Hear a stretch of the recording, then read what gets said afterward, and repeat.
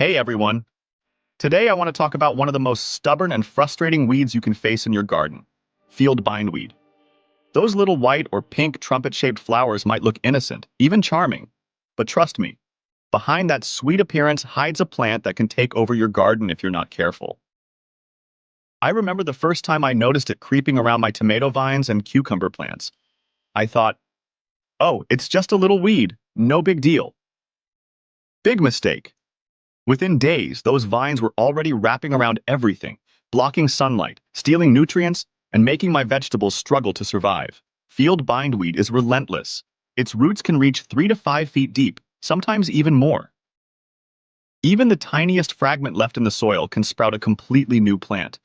It's like it has a secret underground army ready to strike back every time you think you've removed it. And the seeds?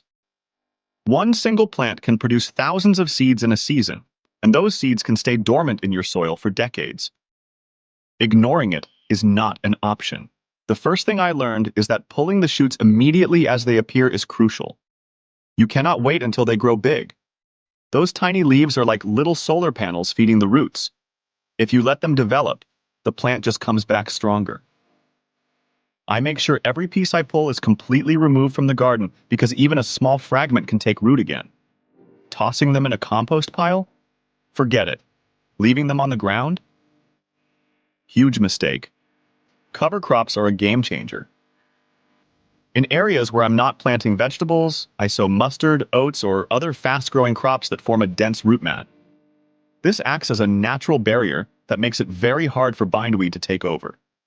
Not only does it crowd out the weed, but it also enriches the soil, adds organic matter, and keeps the garden healthy. Mulching is another method that works surprisingly well. I use black plastic, garden fabric, and thick layers of straw to block sunlight. Bindweed needs light to survive, so depriving it gradually weakens the plant. Over a few weeks, you'll notice the shoots becoming weaker and fewer. This method doesn't work overnight, but if you stay consistent, you'll see real results. Adjusting the soil pH is another trick.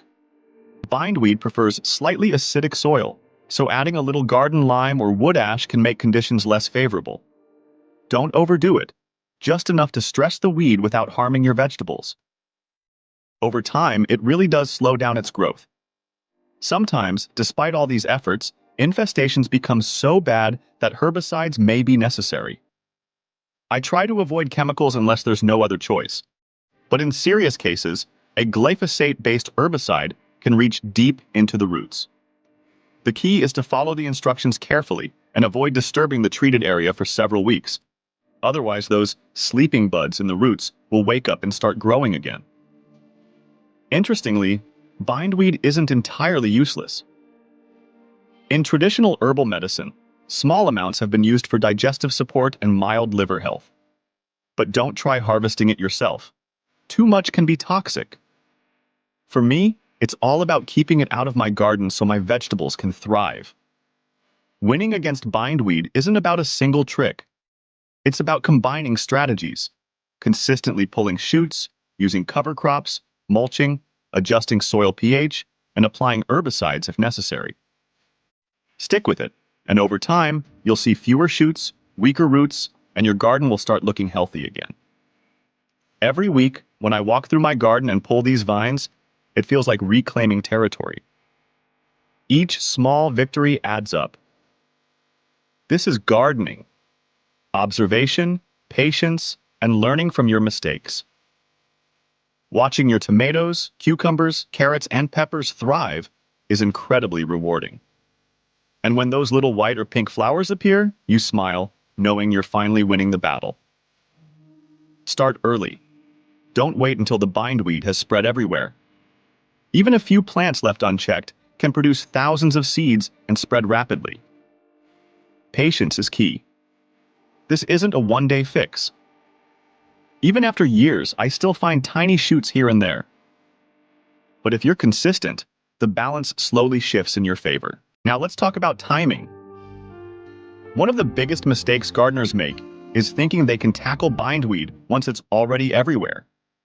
That's like trying to put out a forest fire with a garden hose. The best approach is to start early in the season. even before your main crops are planted.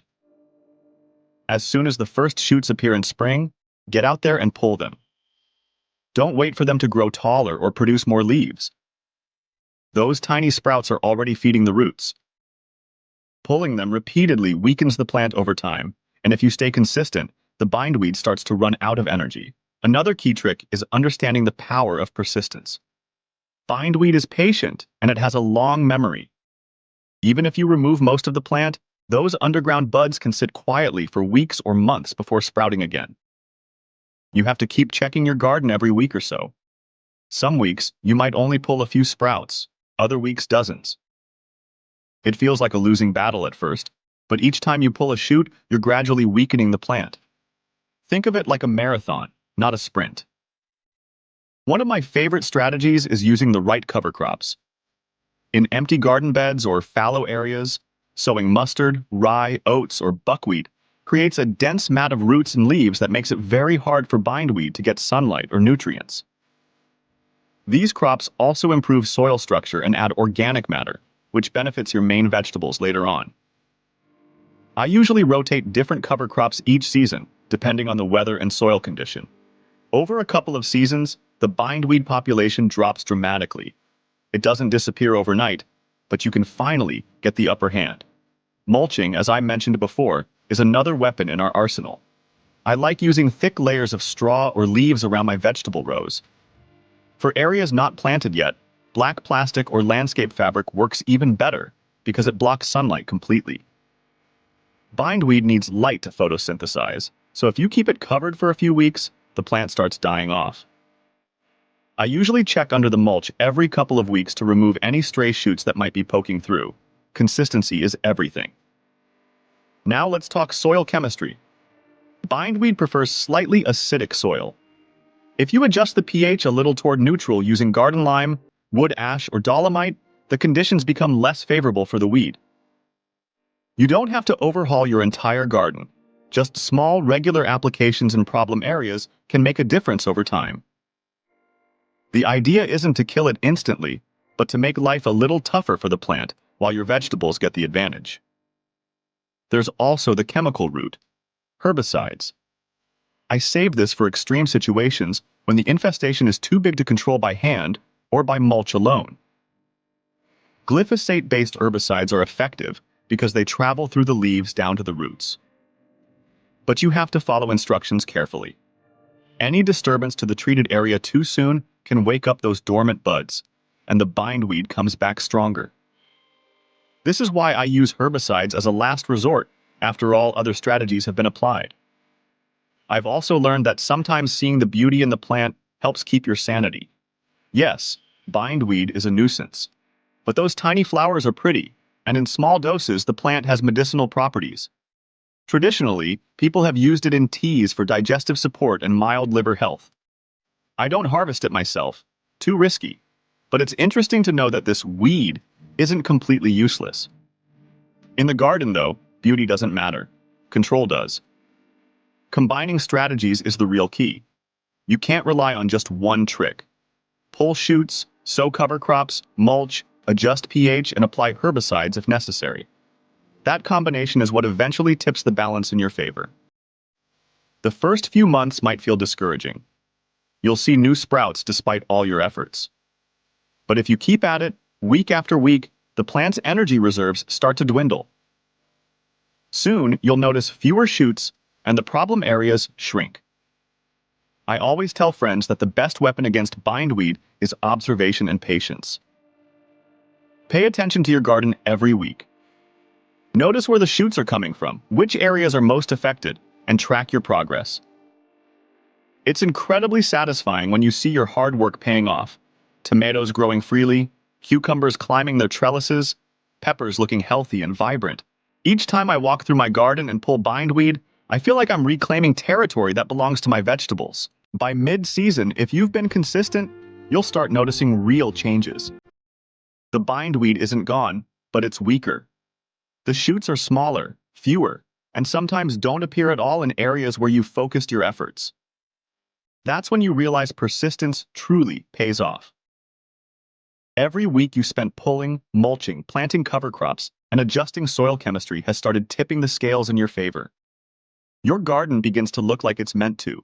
Vegetables growing strong and free, sunlight reaching every leaf, and healthy soil supporting all your plants. One thing I can't stress enough is not to get discouraged by setbacks. Bindweed is clever. Even after months of hard work, you may find new sprouts popping up in unexpected corners. That doesn't mean you failed. It means you need to continue your routine. I usually make it a habit to check every bed weekly, sometimes twice a week in the early season. Any new sprouts go straight to the trash, not the compost. Small fragments left behind are the enemy, so thoroughness is key. Another helpful tip is to keep records of your progress. I jot down which areas are the worst when sprouts appear and which methods seem to be working best. Over time, you start seeing patterns. Certain beds respond better to cover crops, others benefit more from mulching. This data is invaluable because it lets you allocate your effort efficiently.